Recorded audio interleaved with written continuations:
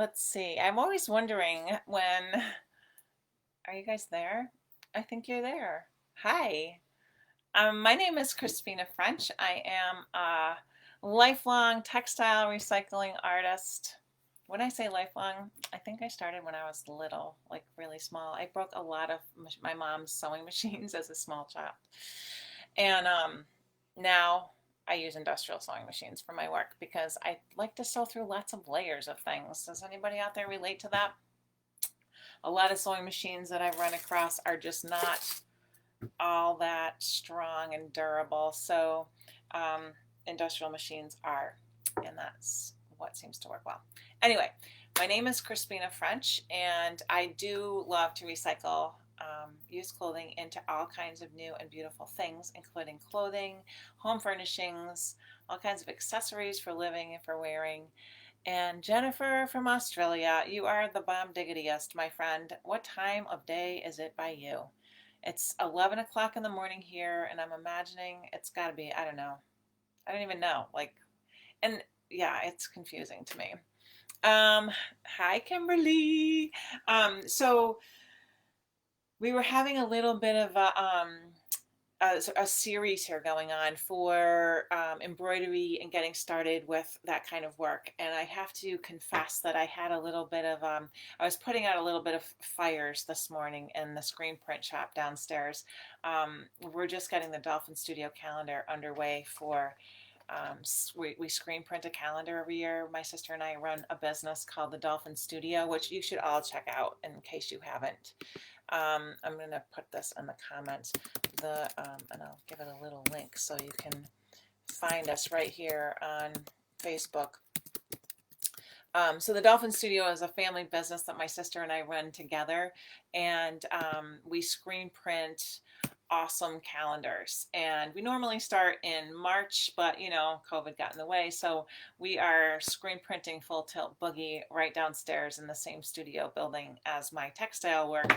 And we're running into a little bit of a glitch this morning, so I'm not as prepared as I'd planned to be with my presentation, but we're going to get started talking about the tools that you need to really have fun with embroidery and with the remaking process. Hi, Lizanne. Good morning to you from New Hampshire. It's a beautiful day here today. It's a little cooler than it has been, and it's just a nice day for actually being inside or outside. It's not too hot. So anyways, what I do is I started out in 1987 when I was a college student at Massachusetts College of Art and Design. And I made little stuffed toys out of sweaters. And I'm going to do something that's like totally what they tell you not to do when you're making Facebook Lives, but I am going to run and get something. Hold on a second.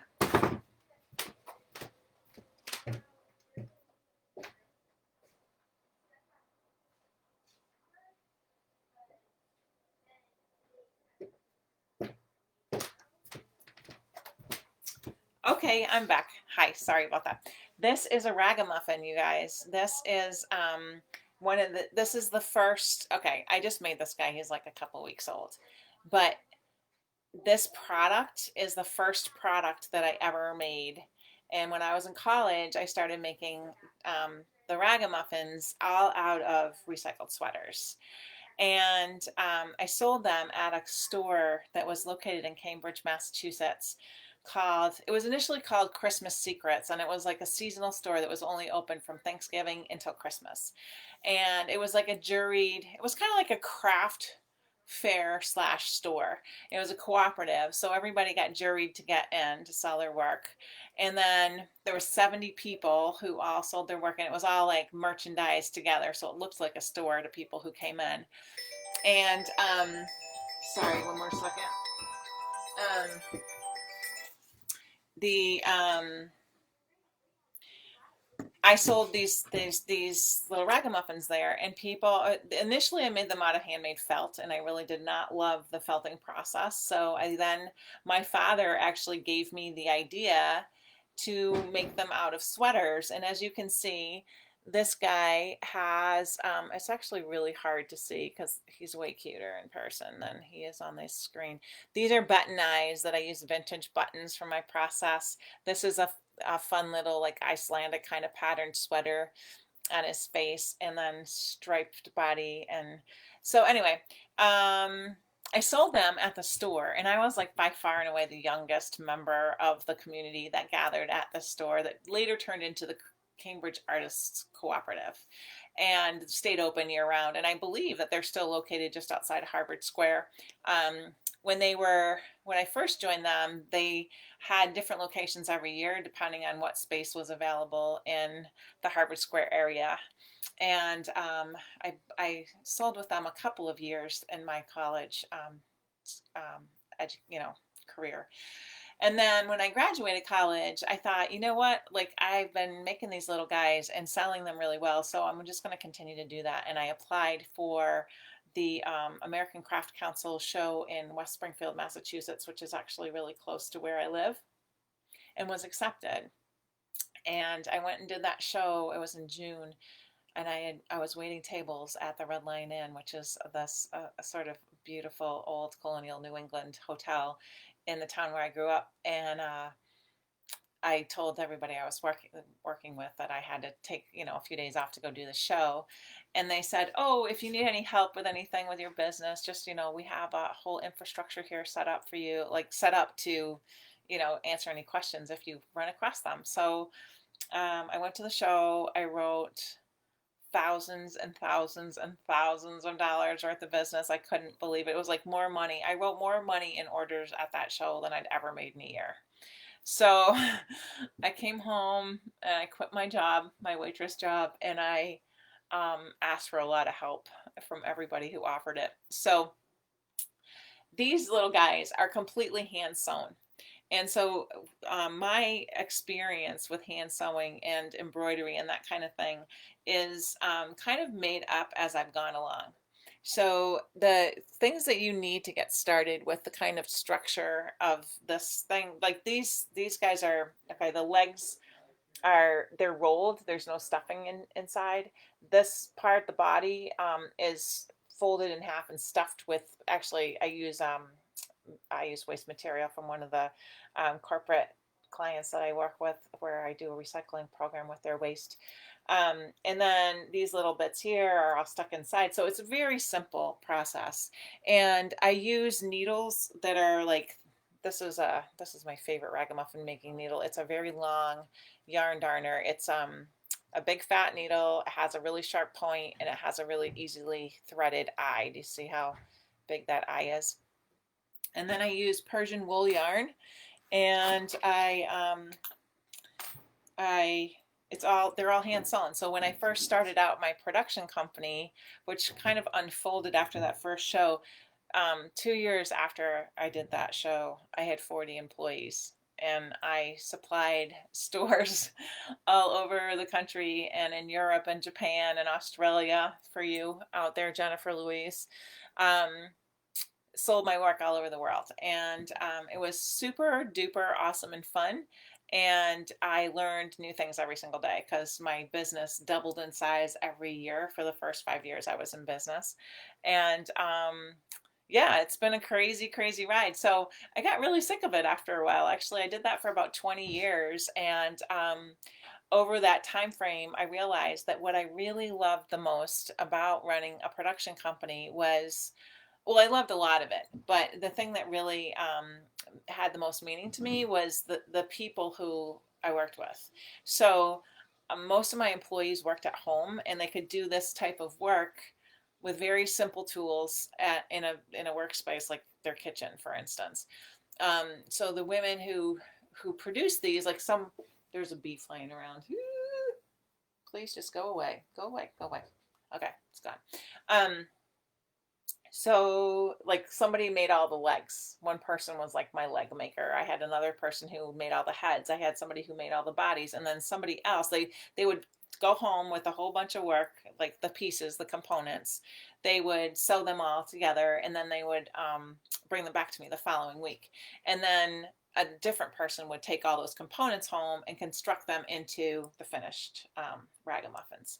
So those women who did all that work worked at home for the most part. So I would prepare all the materials for them in the studio, and then on Tuesdays, people would come with these big bags. They were like Rumpelstiltskin. They'd go home with bags full of amazing colors and patterns and shapes that were just it looked like bags of scrap, and they would come back with all these like finished things that they'd made out of stuff that really didn't look like it was going to wind up being anything cool. So then the person who constructed them, one of those people was my sister.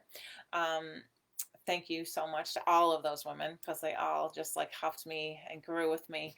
But the thing that I noticed the most about those the lovely people who helped me so much over the years is that when they first came to work, a lot of them had never been employed or had marginal employment and had been deemed by the powers that be in our economic development lingo as unemployable. So they were women who had been on welfare or state assistance of some kind. They were home with small children. They,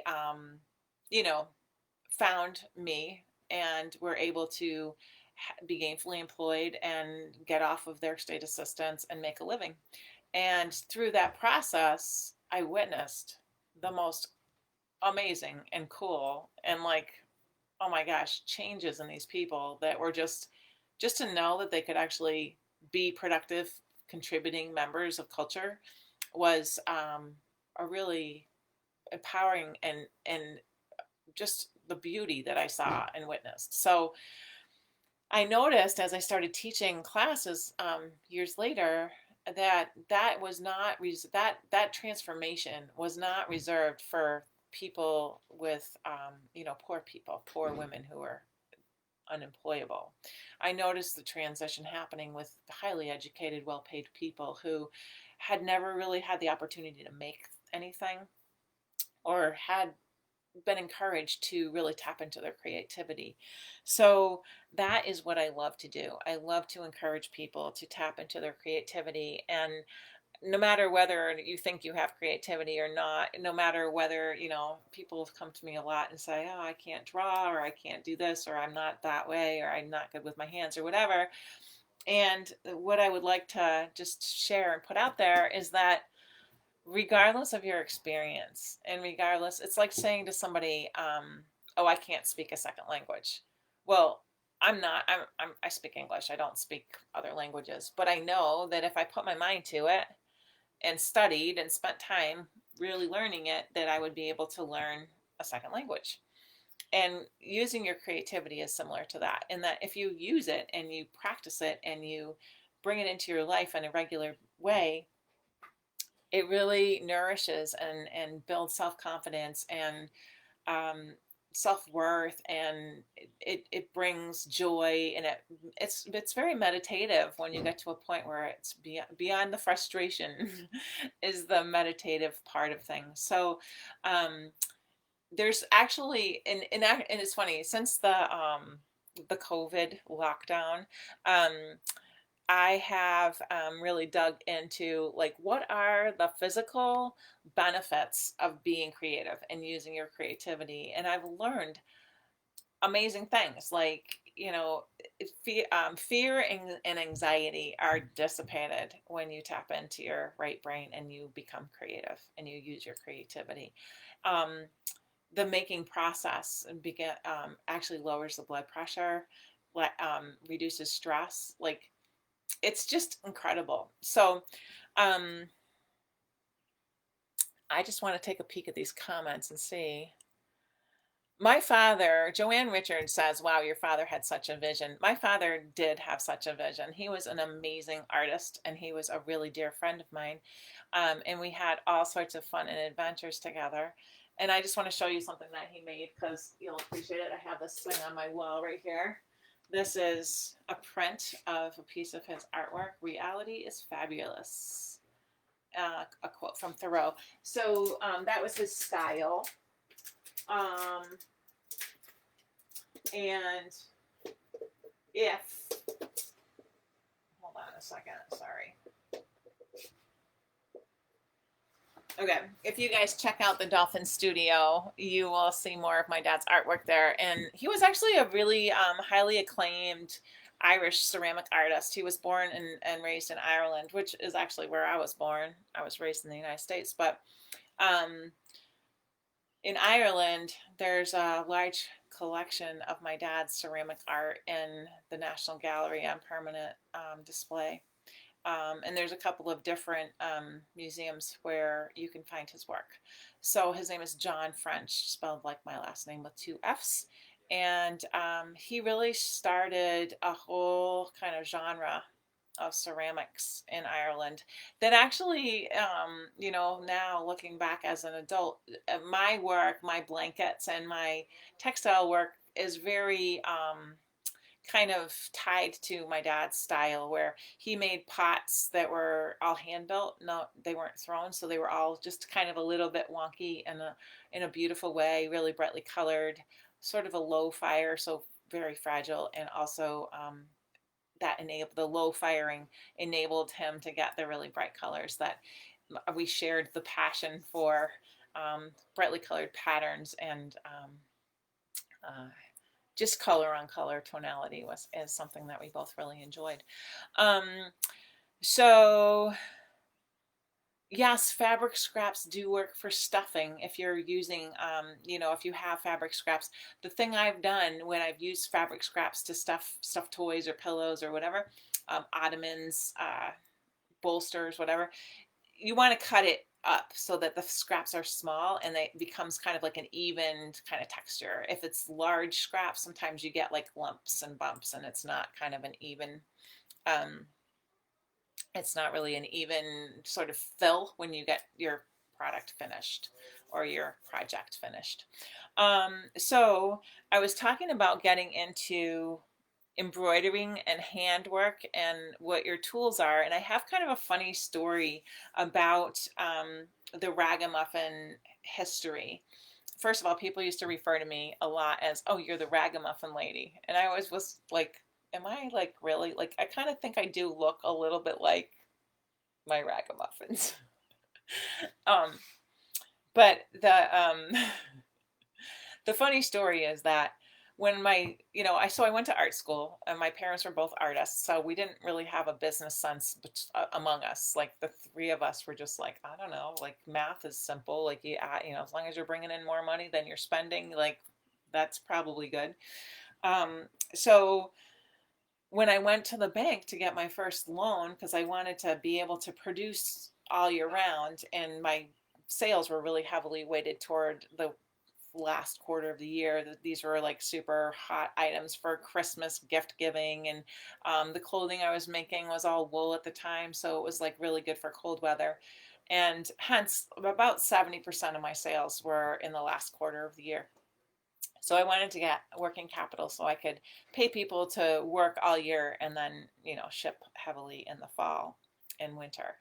And I went to the bank and they said, well, this is great. I had like my little business plan all written up, and they were like, well, this is great. This is really interesting. So what do you have for collateral? And I said, collateral? What's collateral? And they said, well, you need to have something that you can borrow against. Do you own any property? Do you have tools and equipment that you've invested in that you could, you know, buy, you get your loan and you kind of say, this is my collateral. So I sort of scratched my head and I said, no, I don't have any collateral. I have this thriving business. I was doing, a few $100,000 worth of sales a year at that point, and I'd never had a loan before, but I had no collateral, because what you need to make my product is needles and pens and scissors and yarn and old clothing. There's not a whole lot of investment needed for this process. So the bankers thought I was kind of crazy, but I'm not crazy. I just made a really marketable product out of something that was really not marketable. So now looking back, I think it was really cool that I was able to do that. And then I actually wound up getting a co-signer who was my partner at the time's dad, co-signed my first working capital loan. And from that point forward, I was able to get loans without co-signing or a co-signer. Um, but that is the story of how I started a business with no business experience whatsoever. And I really didn't know what collateral meant when they asked me that. And I didn't have an accountant. I didn't know how to pay taxes. So I have two questions for you guys today. First is, if you're interested in starting a creative textile based recycled business, I would love to know, because I have a lot of knowledge and information about that, and I would love to be able to share it with you. So pop me a comment in the comments if that's something that might interest you. And if you're super interested and you want to check out more about what I do, go over to my website. I'm going to pop it in the comments right now. And sign up for my email list. And I have a couple of classes in my mind that I'd like to develop. So one is all about how to get started with a small business that's creative based, recycled creative based. And then the other thing that I'm really interested in jumping into is another stitch along. So you guys might have heard about my stitch along. My live on Monday was all about an update and the history of the stitch along. So you might want to just scroll back on your Facebook feed, or on my Facebook feed actually, and check that out. It's a way where people collaborate together to make one big beautiful finished blanket that is auctioned off to support women, or not just women. There's people who suffer from domestic violence who are not just women. So it's for victims of domestic violence. So the first stitch along ever is in the works right now. I'm still trying to figure out the back end of an auction on my website. So it's taking a little bit longer than I had planned, but that will be up on my website. So you'll be able to check out the work that over 30 women did together. And also, I'm conjuring up my second stitch along because it's something that I find really super meaningful and fun. And right now, with all of the changes that we are living through, with all of the pandemic, and our schedules are all wonky and our travel plans are all on hold, I feel like it's so important to really connect, and not just connect in this desperate way, like, holy crap, I miss all my friends, I need to connect, but like really just find a way to find, it sounds sort of cliche and maybe a little cheesy, but find some joy, like the other day I was out grocery shopping, and I don't go out often. Like, I've only grocery shopped, I think, like 4 times since March. Anyway, you go out, everybody's got this part of their face covered, so you can't even tell if people are smiling. People are speaking to each other. It's hard to hear people. It's hard to like get the words to be heard and understood. And it's so nice to be able to communicate with you today, now, without that. So thank you for being here. Thank you for sharing your Wednesday. Monday, nope. So thank you for being here. I'll be back tomorrow on Thursday, and I'll be talking more about my tools and exactly, embroidery. Somebody was asking me if I could teach some simple embroidery, and I certainly can do that. So tomorrow we're going to get started, and we're going to start with the technique that I used to make these guys, so that you guys can really, they're a little involved, but the process, there's 100 different things you can do, thousands of different things you can do with the same technique. So maybe what I'll do is get you started. Maybe we'll just like make a simple pot holder. So come by tomorrow, 11 a.m., 20 minutes, 25 minutes maybe. And it's gonna, if you have yarn, a fat needle, a pair of scissors, and some junky clothes that you're never gonna wear again, if it's a sweater, sweatshirt, jeans, whatever, we are gonna make pot holders. And it's gonna be super fun. And I would love to see you here then. if anybody has questions. Oh, I'm just going to read through some of these comments quickly before I sign off. So Angel says the co-creation is so lovely and really good medicine for the spirit. And I think she's referring to the stitch along, which you're absolutely right, Angel. There's something so lovely about working with a group of people across the world with a common goal, and to have that goal be to serve women who need help. And I keep saying women, and I think you guys know that I mean victims of domestic violence. So, great, Christine. You're making all kinds of cool pillows out of sweaters and cashmere and wool, and I'm so glad that I've inspired you to do that. Um, that is awesome. I have a really great teaching book that's called The Sweater Chop Shop, and it's actually sold out and it's out of print right now, but you can find it used on Amazon, and I think you can get them for like under $10 at this point. Don't tell them it's out of print or else the prices will go through the roof.